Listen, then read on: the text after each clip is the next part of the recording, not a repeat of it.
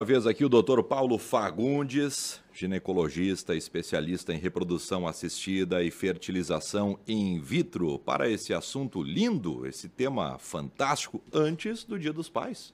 Antes do Dia dos Pais. Muito provavelmente pessoas que nos acompanham agora estão vivendo este sonho. Doutor, bom dia, prazer tê-lo mais uma vez aqui conosco. Bom dia, o prazer é meu. Eu agradeço o convite aqui, Aline, Moisés. É um prazer estar aqui na Rádio Independente falando para a nossa qualificada audiência aí, né? Tá, joia. A gente acaba falando muito sobre a mãe, né? O sonho de ser mãe, mas nós temos aí uma audiência que nos acompanha vivendo o sonho de ser pai e também passando por essa dificuldade. Exatamente, né? Nas causas de infertilidade, o homem participa com 40% das causas. De cada 10 casais, 4 casais, a causa da infertilidade é o homem. Porque Isso o homem... é alto, hein? Exatamente. Então, muitas vezes a gente pega na prática diária pacientes investigando infertilidade durante 3 anos e o marido nunca fez um exame de esperma, um espermograma. Ou porque ele já tem filhos, ou porque ele acha que não quer fazer, porque socialmente a carga da infertilidade acaba caindo sempre na mulher. Ela que não pode dar o filho para o esposo, ela que não pode dar, enfim. Então, hoje não, o olhar para o homem é muito mais severo e é inadmissível o início de uma investigação de infertilidade sem pedir o espermograma.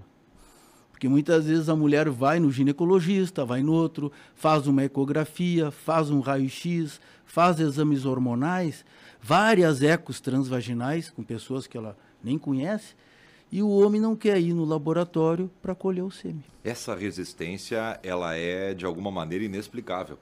Quando é que a gente vai passar por essa barreira, doutor? Pois é, eu acho que é uma questão de esclarecimento e assim, programas que nem de vocês, que estão sempre esclarecendo a população nesses aspectos, nos mais diversos aspectos da nossa sociedade, é muito importante essa conscientização. E isso não tem nada a ver com potência sexual, com a saúde do homem, assim, enfim, o cara pode não ter diabetes, não ter nenhuma doença, mas ele não sabe se na infância ele teve uma cachumba que afetou os testículos, se ele não fez uma cirurgia de hérnia inguinal. Tem os meninos que nascem, né, com o testículo para cima, retraídos, que o testículo, no ventre materno, o testículo está dentro do abdômen. Então, depois ele vai descendo durante a gestação. Então, tem os meninos que têm chamada criptoquirdia, que é o testículo escondido. Então, eles têm que operar esse testículo. E muitos desses homens têm problemas de espermatozoide. Todos esses problemas têm cura? Alguns sim, a maioria tem solução, depende do problema. Por exemplo, o homem pode nascer com um problema genético. Um exemplo é a síndrome de Klinefelter, que o homem tem um cromossomo X a mais, né? O homem é XY, a mulher é XX. Esses homens que têm síndrome de Klinefelter, eles não têm espermatozoides, a maioria deles. Tem outras causas, por exemplo, obstrutivas, o homem teve uma infecção e obstruiu os canais que vão expelir o espermatozoide. Fala-se muito em varicocele, mas a varicocele ela pode dar uma diminuição na quantidade do sêmen, na mobilidade do sêmen, porém, e pode ser operada, dependendo do caso. Alguns pacientes, 30% apenas dos pacientes que são operados de varicocele é que melhoram significativamente, né? Outra causa importante é em relação ao uso hoje de anabolizantes. A gente estava conversando antes sobre academia, em relação aos homens que fazem fisiculturismo, que eles usam bastante testosterona, e esteroides anabolizantes. E esses esteroides podem causar, sim, infertilidade, dependendo da dose, porque ele causa uma atrofia testicular. E daí causa impotência e infertilidade ou só infertilidade? Não, a princípio apenas infertilidade, não impotência. A testosterona, assim, não é bem assim, mas ela funcionaria como se fosse um anticoncepcional para o homem, né? Mais ou menos assim, mas influi na produção de hormônios. Doutor, dentro dessa pauta da reprodução assistida, da fertilização in vitro, é possível que se tenha uma gestação com um doador? Sim, muitos casais têm problemas. Por exemplo, um homem pode ter ausência total de espermatozoides. E como que ele faz que ele quiser constituir uma família? Ele está com uma mulher que ele ama, que ele quer que é a esposa dele, né, o amor da vida dele, enfim, eles querem um filho, ele descobre que ele não tem espermatozoide. Então, como é que faz se o casal quer ter filhos? Então, ele pode recorrer ao banco de sêmen. Então, no Brasil, no mundo, né, existe banco de sêmen. No Brasil não é permitido a venda de gametas, nem de óvulo, nem de espermatozoide. Então os doadores de sêmen, eles são voluntários. O que eles ganham é os exames virais que eles fazem para poder colher sêmen. Né? Na Europa, por exemplo, na Holanda, os homens, para colher, cada homem que vai doar sêmen num banco de sêmen, ele ganha 25 euros. Aqui no Brasil, o sêmen custa, um sêmen de banco de sêmen custa em média R$ 2.500, mais ou menos, mas o laboratório cobra isso porque ele mantém o sêmen congelado, ele faz os exames, ele tem toda a estrutura de logística. Existe banco de sêmen aqui em Porto Alegre, São Paulo, e no centro de reprodução do Hospital Bruno Borges, a gente utiliza o sêmen também dos Estados Unidos. A gente tem convênio com alguns bancos de sêmen, né, no Brasil e no exterior.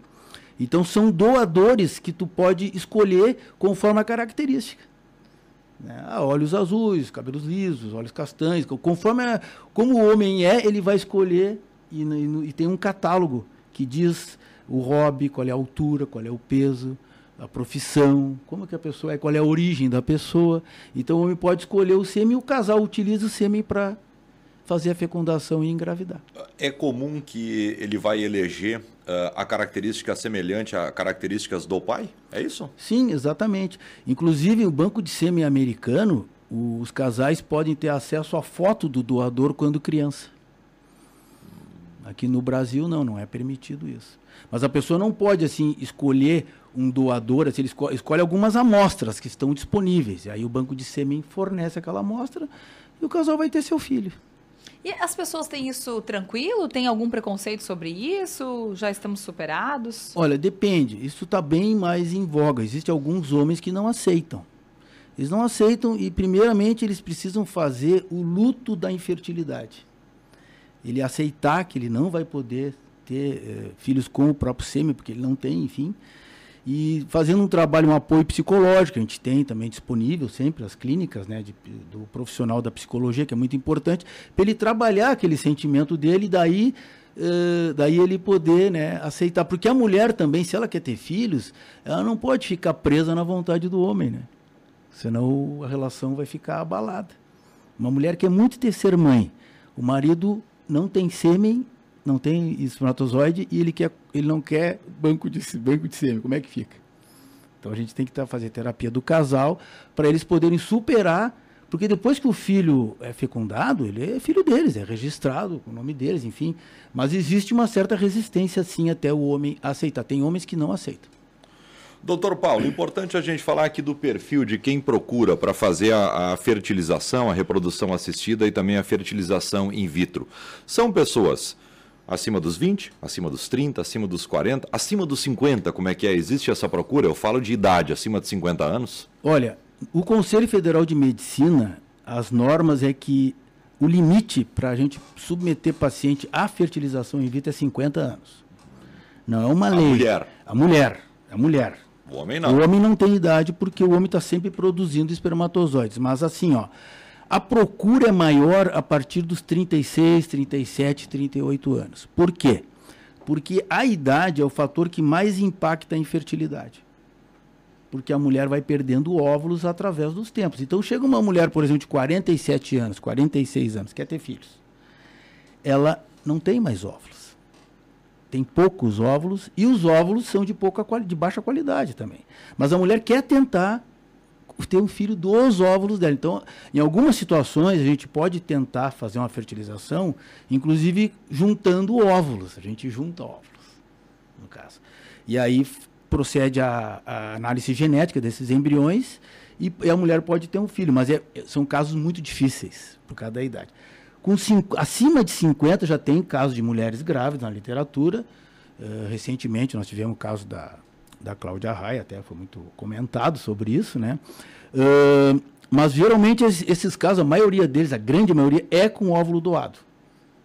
Que ela pega, aí que tu comentou sobre doador de sêmen, né? Doação de óvulos. Que no Brasil existe a figura da doação compartilhada de óvulos, onde uma mulher jovem, até 37 anos é o limite no Brasil, mas a gente prefere usar em torno de 30 ou abaixo, doa metade dos seus óvulos para aquela mulher de 50 anos que não tem mais óvulos, mas ela está numa outra relação, às vezes ela até tem filhos de um outro casamento e está até com um marido de menos idade que não tem filhos.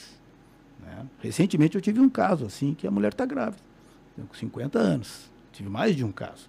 E é o primeiro filho daí ou ela já tinha? Não, essa já tinha um filho de 16 anos. Isso é bom?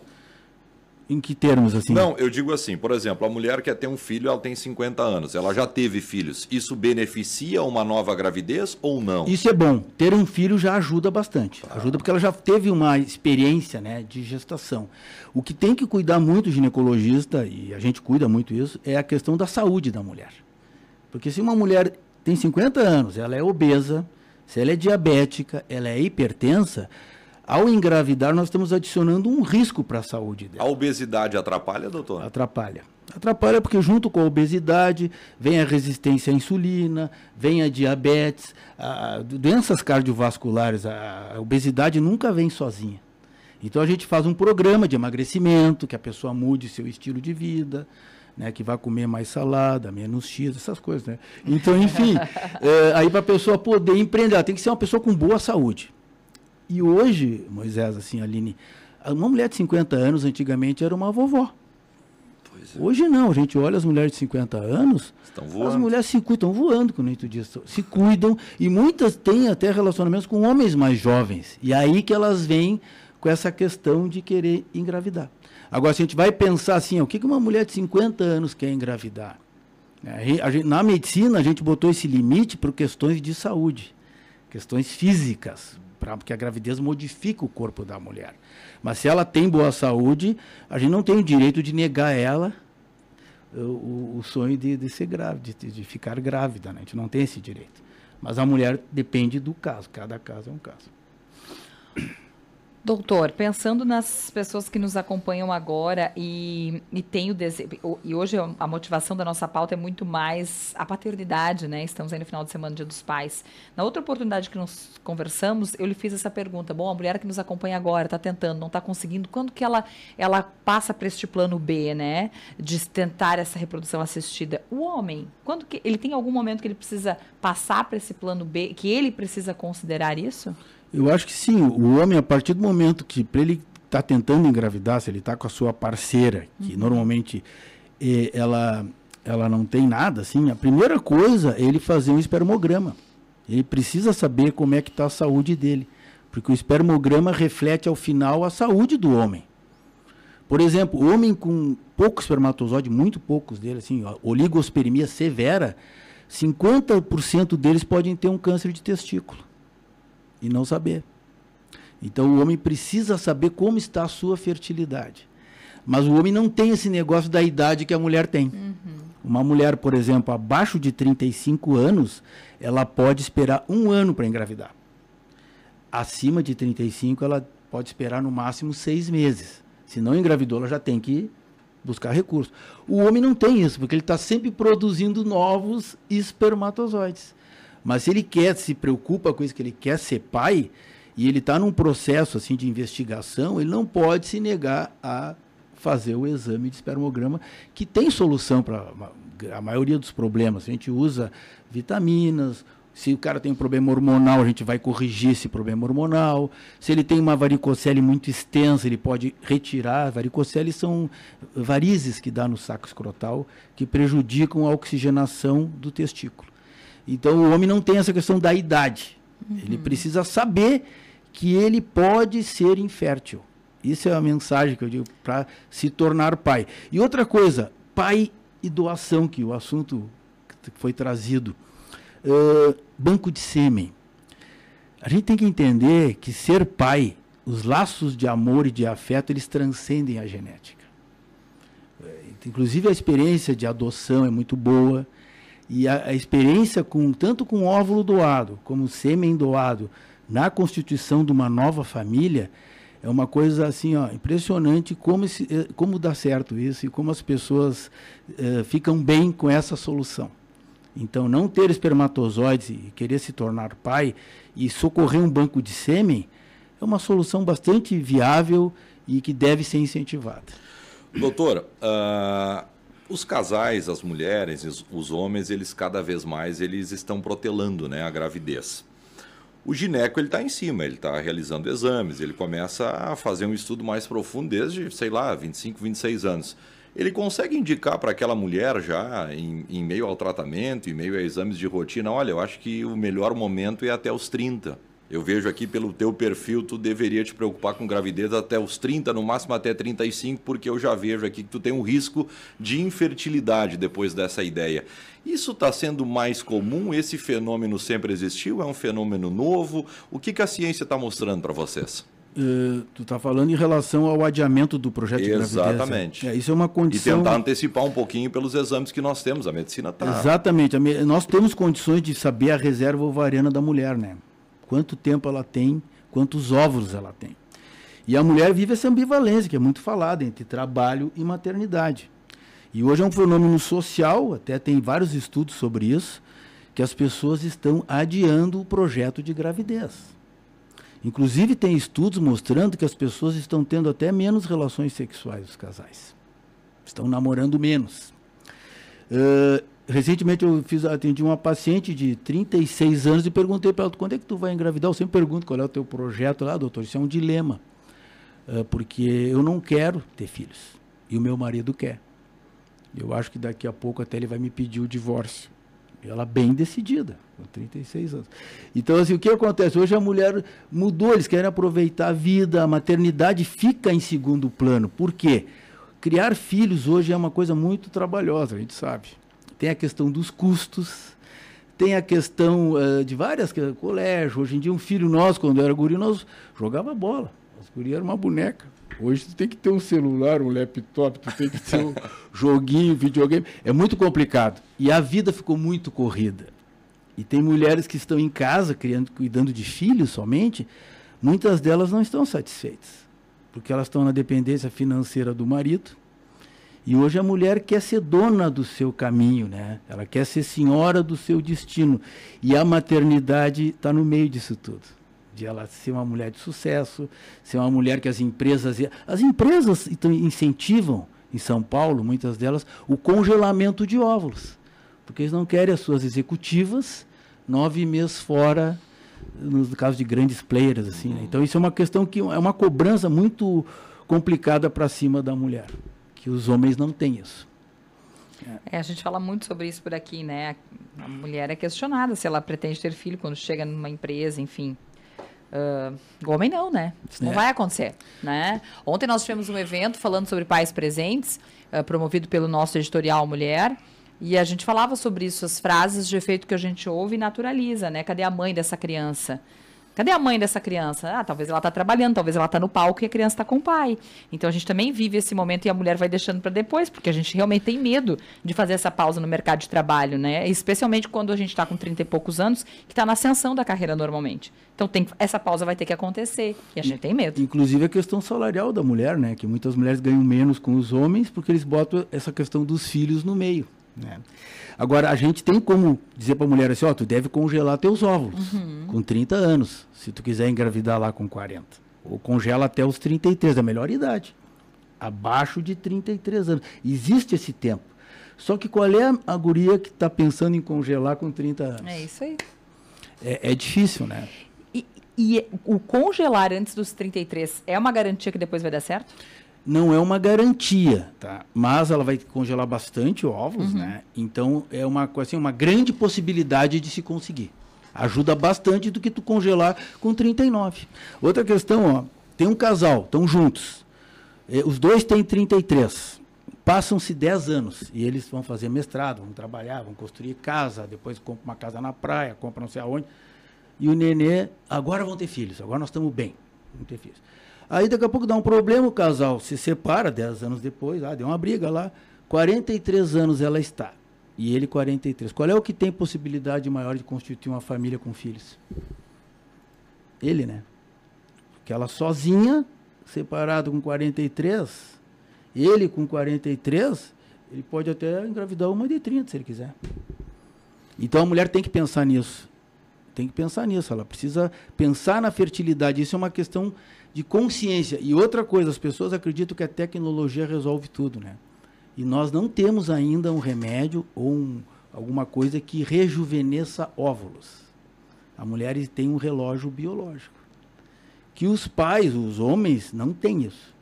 O homem está sempre produzindo novos espermatozoides, porque ele não precisa gestar, ele não carrega uma gestação. Então é um dilema que a gente precisa conversar e divulgar isso para essa coisa das pessoas adiarem o projeto de filhos. Eu acho que é um processo de maturidade. As nossas vozes, cultural, social cultural, um fenômeno. Nossas vozes, minha avó teve 13 filhos. A minha mãe teve 8. Podia ter parado comigo, eu sou o quinto, teve mais 3 depois ainda. Enfim, e assim vai indo. Minhas irmãs tiveram 2, 3, entende? Atualmente eu tenho 3 filhos, mas assim, vai diminuindo. Hoje os casais querem ter 1, 2, talvez. E aí uma grande parte não quer ter nenhum. O pessoal não olhava a TV na tua casa lá, né? Não tinha net. Assistia ouvia a rádio, mas eu acho que assistia a TV pouco ainda. Não tinha net. Não tinha Netflix agora. Boa. Doutor, muito bom te receber. Parabéns pelo Dia dos Pais. Muito obrigado a vocês também. Um abraço aqui para o doutor Paulo Fagundes, do Centro de Reprodução Humana do HP.